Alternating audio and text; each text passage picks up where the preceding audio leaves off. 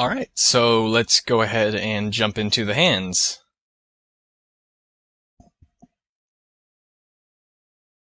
We're going to start with the palm, or the main mass of the hand.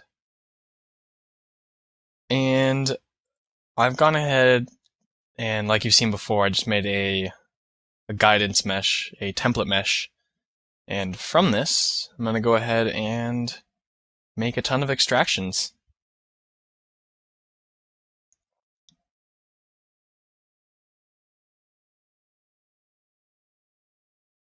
So I'm just kind of playing with the edge thickness there.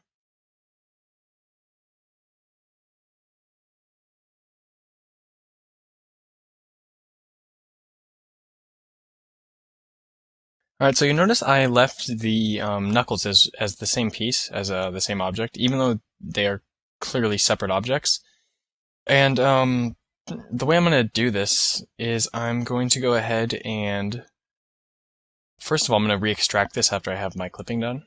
And after I have that done, what I'm going to go ahead and do is take my new mesh that I have and separate that into different meshes using clipping. So here you see I have this mesh right here. I've gone ahead and duplicated this out so I can mess with it however I want and mess it up as much as I want. And I'm just going out and I'm clipping out all of these knuckles. And this is just going to make it so so all of the pieces fit really well together. They just work a lot better. So I'm going to go ahead and clip this a little bit because they're a little bit rounded for my tastes. Alright, and so now we can go ahead and get into the knuckle things. And I'm just going to go ahead and extract each of these like this. Each of the knuckles, and kind of separate them out a little bit. Give them some breathing room.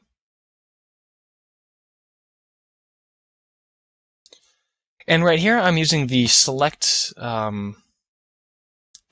curve tool. It's a bit finicky still. I wouldn't really recommend it, but I just wanted to kind of try it out. You can't really hide the mesh as you would want to, so that's really the problem is the tool doesn't, like, if you try to invert it, it won't hide what's behind it, so you can just use clipping brushes, but either way works. Or you can mask. So now this is, the piece I have right here is the palm of the hand, or the inside of the hand. And the thing that I'm really trying to concentrate with the hand is mobility. I want it to be able to move, but I also need to have tons of pieces for it. So what I'm going to go ahead and do is just make the outer pieces, including the fingers. Those are outer pieces as well. And then I'm just going to put some little places in where the joints would be, some little meshes in there, to give the illusion that if you bent, these things would move out of the way and allow the fingers to move and everything else to move. So you can see right now the finger joint that I'm working on is a solid piece, and initially what I was going to do is just go ahead and shrink this in. But actually what I think I wanted to do, I'm going to go ahead and group these together and just push them in. But with a little bit more thought, I figured that it would just be a bunch easier to go ahead, because you can see I have a little bit of weird folding on itself. So eventually what I did was I went ahead and just extracted a mesh so it would be hollow on the inside, which is what I wanted in the first place.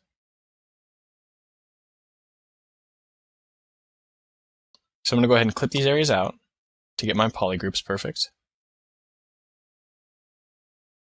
And then I'm just going to go ahead and do the same thing for the bottom, the tip of the finger. Actually, I take that back. That is not the tip of the finger. That is the middle joint.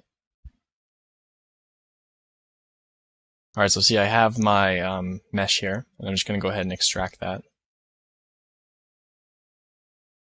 All right, perfect. And that is the tip of the finger. So I'm going to go ahead and just do the same thing, smooth it out here. So what I'm going to go ahead and do is, instead of using the clipping brush here, I'm actually going to use the select lasso brush. And this is just a different way to hide certain areas of the mesh. Again, the clipping brush works just as well. But I thought it would be good to kind of show a few alternative methods to do this. Alright, so now, after I've created all these kind of armor places, I went ahead and made a really simple mesh in here that would make the finger, the actual finger. And I'm going to make the rest of the knuckles now, so I'm just going to go ahead and mask these out and then extract them. And I'm going to go ahead and use group loops on them. And just kind of get them into the correct place where they look like they should go.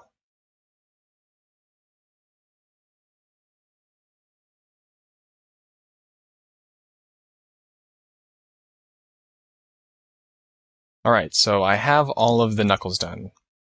And like we did in the concept mesh, instead of wasting time in trying to make all of these for each finger, I went ahead and duped the finger. And I'm just going to change the scale and rotate it into place. And I'm just kind of following the rule that the index finger is probably the second longest finger.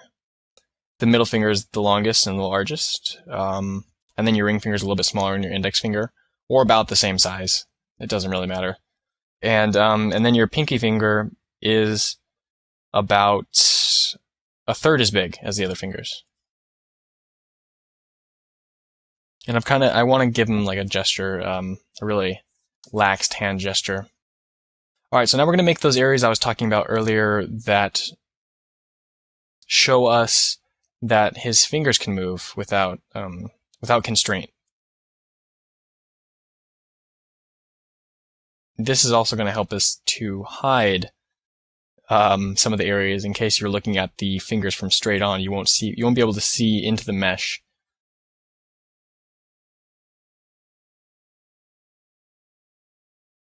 Alright, so that's a pretty good extraction, so I'm just going to go ahead and move this around a bit. Unmask it first. Whenever you extract, it creates a mask on your extraction, but you can't see it, so you have to just go ahead and unmask it if you want to move the entire mesh. Otherwise, you can just affect the edges.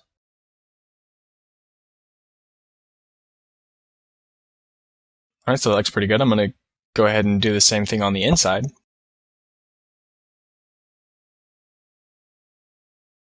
Hide everything so I can see what I'm doing here.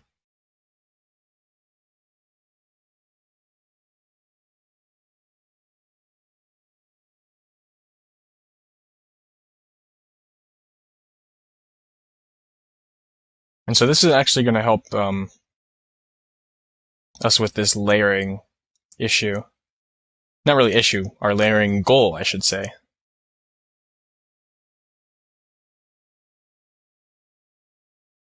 So go ahead and push that up a bit. There we go.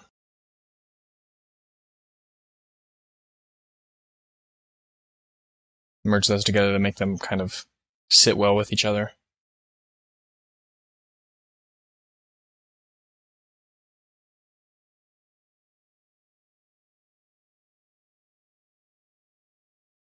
Alright, so now I have a few more pieces to make. I'm just going to make a few more around the thumb and then we'll be good with the hands.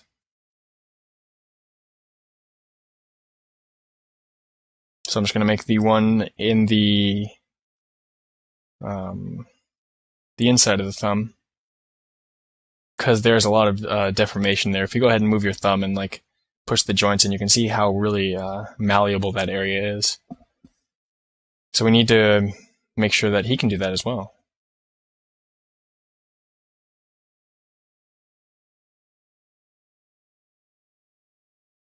Alright, and just move it into place, and then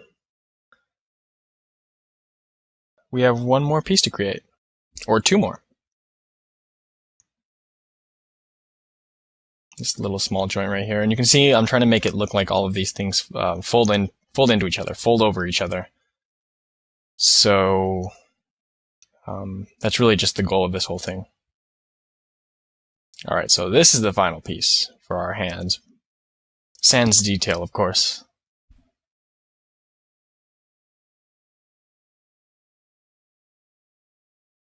And the end result looks really good, so we can go ahead and move on.